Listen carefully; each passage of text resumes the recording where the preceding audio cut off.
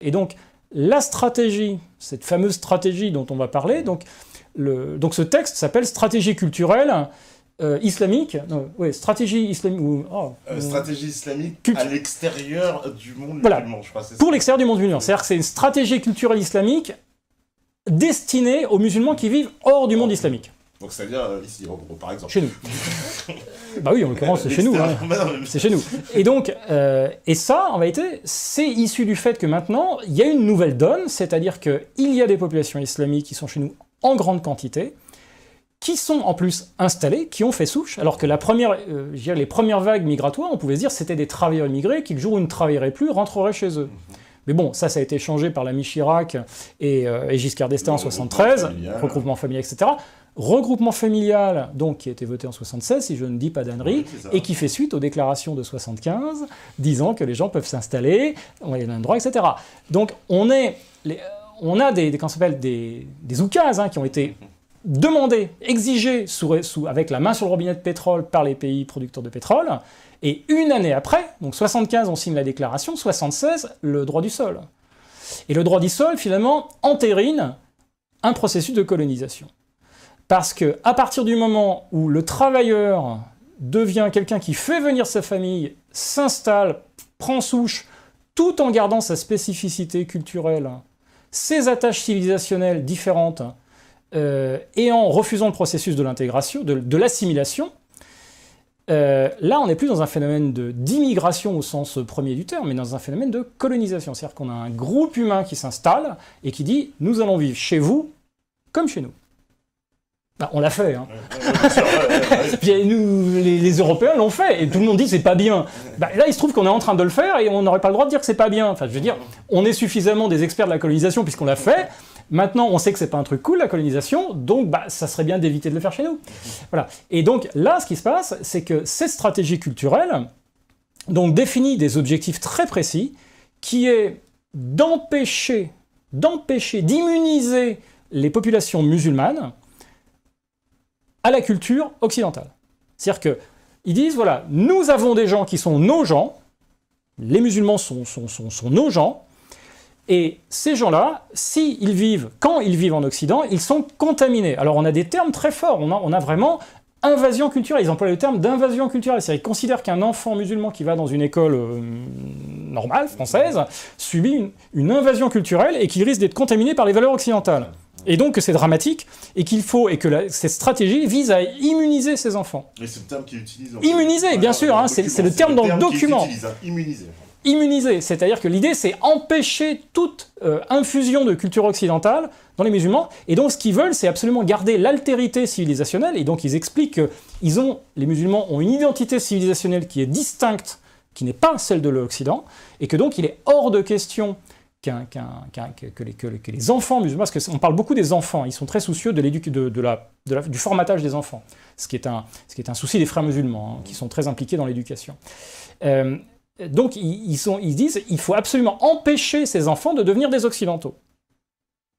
Alors, je ne sais pas ce qu'en penseront les élus français, mais c'est quand même légèrement problématique, hein, puisque nous, de notre côté, la République reconnaît à la personne qui est née en France la qualité de citoyen français, et donc part du principe que la personne qui est née en France a une carte d'identité française, et que c'est un Français.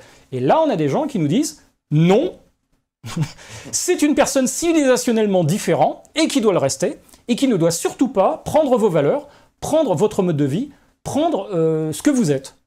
Donc on doit rester autre chose. Et on doit vivre en groupe, et on doit être formaté, et notre groupe doit fonctionner selon les règles de la charia. Alors, je suis désolé, mais c'est une colonie. C'est une colonie. C'est-à-dire que ce sont des gens... cette stratégie, donc, vise à implanter des communautés islamiques, des implantations islamiques, des settlements. Des settlements, c'est le terme en anglais, settlement. Complètement. Settler, c'est ce que c'est en anglais. Hein, c'est un colon, hein, c'est un colon. Parce qu'il faut savoir que l'OCI, donc, est un organisme international qui a 3 langues officielles, l'anglais, le français et l'arabe. Donc cette stratégie est traduite dans les 3 langues, donc il y a la version française, la version anglaise et la version arabe. Et il faut savoir que entre la version française et la version anglaise, il y a des légères petites différences qui sont quand même très révélatrices, hein. C'est-à-dire qu'on emploie effectivement le terme de settlement dans la version anglaise, version qui n'est pas... qui est texte, mot, enfin... Ben c'est normal, ils ne peuvent pas dire colon, quoi. On est quand même dans le diplomatique, donc on peut dire des choses, mais pas tout. Et puis, il parle de nation islamique. L'Oumma est donc désigné comme terme de nation islamique. Il nous parle d'identité culturelle en expliquant que les nations qui ne gardent pas leur identité culturelle disparaissent. Donc, encore une fois, le concept de la nation islamique, qui est un concept qui est très cher aux frères musulmans, qui est complètement inclus vraiment dans la méthodologie, dans le discours, le concept d'identité islamique. Alors, c'est assez drôle parce que les musulmans, par exemple, peuvent parler de leur identité, c'est un truc fondamental, l'identité c'est très important, et par contre la thématique de l'identité est interdite aux occidentaux. Ah oui, c'est raciste l'identité. C'est assez étonnant parce que eux, par contre... D'ailleurs, on dit que les identitaires, c'est pour désigner le pire des diables. Oui, c'est ça, le pire du fond du panier des nazis. Voilà. Alors là, par contre, l'identité, c'est un truc qui est considéré comme totalement fondamental. L'identité, l'arabe, c'est l'identité, c'est le véhicule de l'identité des gens. L'identité. On a l'identité constamment dans ce truc-là. On nous parle que de ça, finalement. L'identité islamique. Alors nous, on ne sait pas ce qu'on est, enfin bref. Et donc, voilà, l'identité, c'est un texte qui vise à préserver l'identité islamique des gens, sauf que, du point de vue, encore une fois, par contre, français et républicain, on est en train de parler de citoyens français, là. Parce qu'il nous parle de manière claire de deuxième, troisième et quatrième génération. Donc des gens qui sont, la République considère ces gens-là comme des citoyens français. Et là, on a des gens qui nous disent, non, ces gens-là, ils ne sont pas à vous, ils sont à nous. Ils sont civilisationnellement différents de vous, et ils le resteront. Ils ne fonctionneront pas comme vous, ils ne vivront pas comme vous, et ils fonctionneront selon un schéma qui est le schéma de la charia.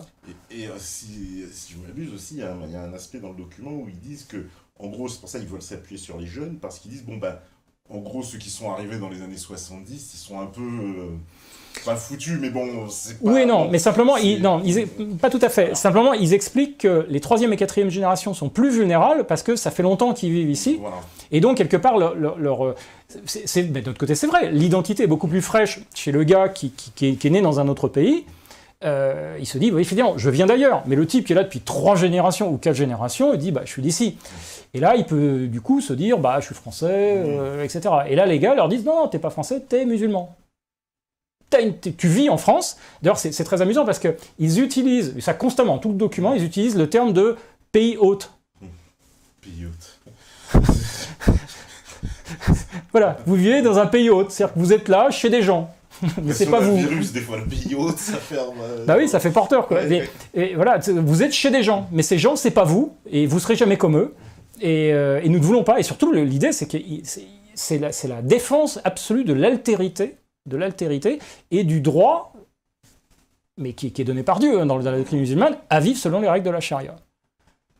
Donc, ça, c'est vraiment un aspect qui est incroyable parce que je trouve qu'on en voit les conséquences quand même aujourd'hui évidemment. De ça. Quelqu'un qui vous jette un voile islamique à la figure en disant maintenant c'est comme ça que je m'habille, moi, elle est en train de vous jeter une règle de la charia à la figure, et puis surtout elle est en train de vous jeter son identité à la figure, parce que le voile, on nous parle... Moi je trouve toujours ça assez étonnant, le discours sur le voile, tellement il est maltraité dans les médias. Le voile, c'est... Alors la femme, dans la doctrine islamique, encore une fois, doit rester enfermée à la maison. Elle n'a pas à sortir dehors. Elle ne peut sortir qu'en trimballant un emballage, son voile, qui fait qu'elle ne peut pas être regardée par les autres, etc. Mais en portant ce voile, on ne vous dit pas seulement « je suis musulman », mais on vous dit simplement « je fais partie de l'Oumma, qui est la meilleure communauté qu'on ait donnée, c'est le Coran, c'est-à-dire que vous êtes l'humanité supérieure, en face de vous, vous n'avez que des mécréants, les hommes sont des violeurs, les femmes sont des putains ». Donc, en réalité, c'est comme si vous portiez un vêtement avec des insultes pour tous les gens qui vous voient, qui ne sont pas habillés comme vous. C'est-à-dire, sale mécréant, moi, je fais partie de l'humanité supérieure, parce que c'est décrit dans le Coran comme étant les musulmans comme l'humanité supérieure. Concept qui est repris dans la déclaration du Caire, où on explique que les hommes, enfin les gens de l'islam, sont les vice-régents d'Allah sur terre. Les vice-régents d'Allah sur terre. C'est-à-dire que les musulmans sont les gens par qui Dieu applique sa loi. Donc ils ont un statut supérieur par rapport au reste de l'humanité.